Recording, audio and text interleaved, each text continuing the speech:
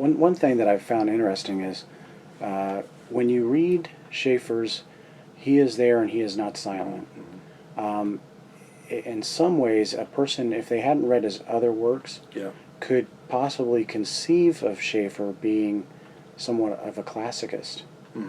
Does that sound reasonable? Schaeffer as a classical apologist. Yeah, not that I agree with that, but I'm saying, it seems like maybe there's at least an explanation for why some people have misclassified him. Yeah, I can grant that if all you read is select portions of that volume, then it's quite possible to interpret Schaeffer as a more classical apologist. Mind you, if you read any individual, just select portions of their canon, you can read them in any number of directions. So it's not the best hermeneutic, it's not the best reading of Schaeffer. But on the debate, though, it seems to me a lot of those discussions as to where does Schaeffer belong, is he this or that, really kind of goes back to a moment in time in which the lines were drawn pretty thick and heavy between evidentialism, classicalism, presuppositionalism, subjectivism.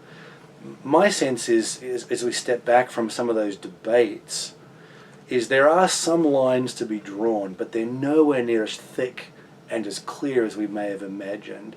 If we take John Frame into the conversation, for example, and we talk about a modified presuppositionalism, then Schaeffer's looking pretty good as a presuppositionalist.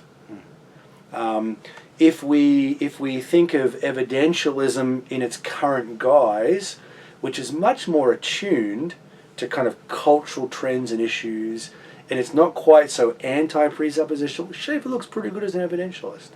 I just don't think the lines are as tight now as they were. I do, however, think it's pretty hard on any account to simply read Schaeffer as a straight-up classical apologist. I would need to be heavily persuaded that that's a good way to read Schaeffer.